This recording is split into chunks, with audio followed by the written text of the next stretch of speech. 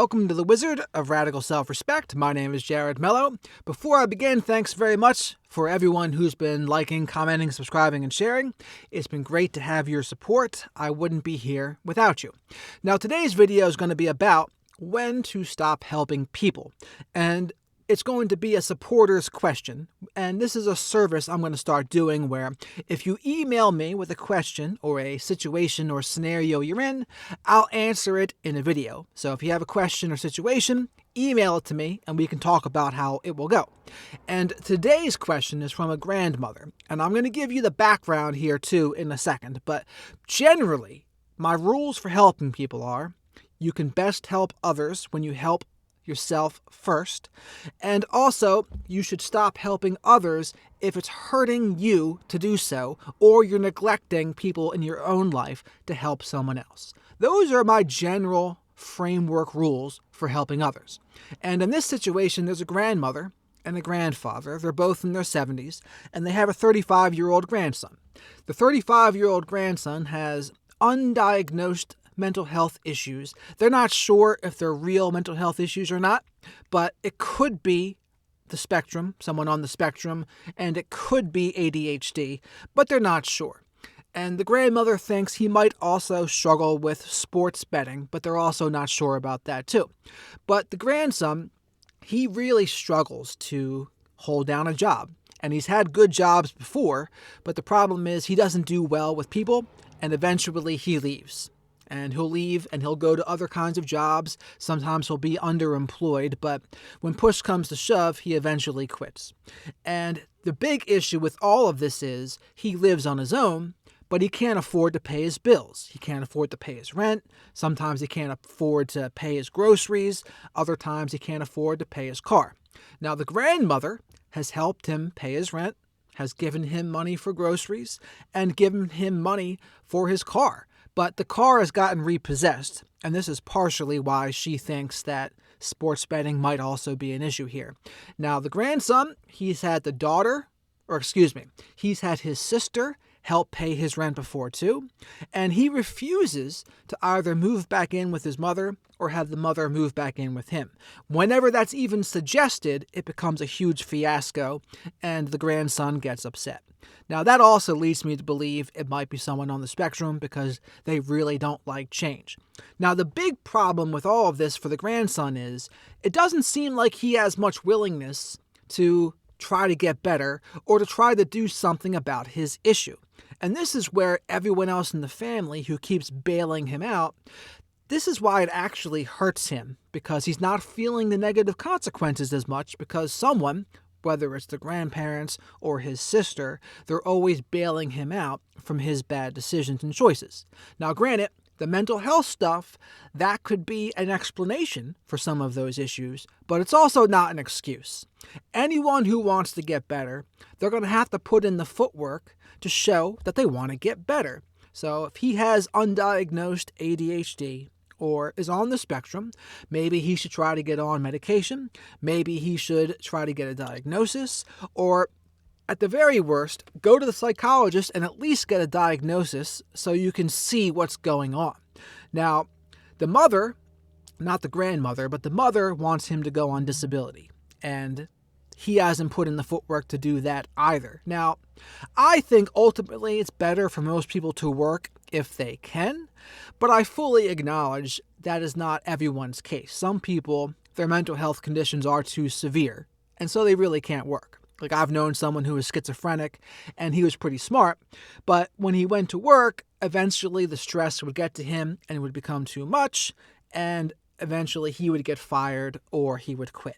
Now, the big issue the grandparents are having is they're afraid if they stop helping the grandson, the sister, the brother, the mother, and the grandson himself might stop talking to her. And unfortunately, and I don't know if this is the case or not, but for some people who are people pleasers or codependents, they think if they put their foot down, people will abandon them. And this is a fear of abandonment. Now, I don't know if this was real. This might be something the rest of the family does, or if it's something that might just be perceived by the grandparents. But either way, if when we put ourselves first and put our foot down and people don't like it, that's just tough on them. They're going to have to deal with it. And it is possible that they might not want to talk to her anymore. That does happen sometimes, but I would say in the grandparents' situation here, you just can't worry about that. You got to put yourself first, because the grandparents themselves, they have their own health problems they have to deal with. So, and if they're not in good health, they're not going to be able to help anybody. So I would always say to people, you got to be okay putting yourself first in a healthy way. That's not being selfish. It's just taking care of yourself. But it seems the grandson seems entitled to everyone else's help, and people are just giving it to him. And he's taking advantage of all the help he's getting. And I say that because he's not putting in the footwork himself to do something different. And there does come a point where people gotta suffer the consequences of their actions. And when the pain is great enough, they might change. But if hurting someone else, if helping someone else is hurting you, that's certainly a problem. So to me, the grandparents in this situation, they got to take care of themselves first and foremost. And they got to know they can best help others when they help themselves first. And if they're in a good situation and they decide to help at a future date, okay, but I would still want to see the grandson putting in some effort before they do that, because it does seem like the grandson is taking advantage of the situation here, and I don't think that really helps the grandson in any way. It just enables him to continue doing whatever it is he's doing. And it might be a sports betting issue too that is going on here as well. So with mental health, that's not an excuse for people's bad behavior. But it might not just be a mental health issue. There could be a bit of an addiction issue going on.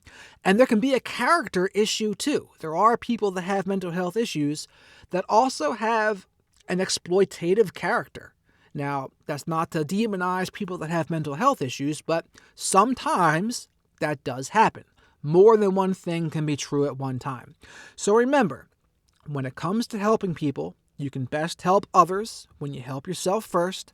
And if helping someone else is hurting you, it's hurting your mind, body, and spirit, etc., that's when it's time to take a look at it and say, hey, maybe I need to stop this. And in the case of this grandson, it sounds like just giving him money is actually enabling him to stay stuck.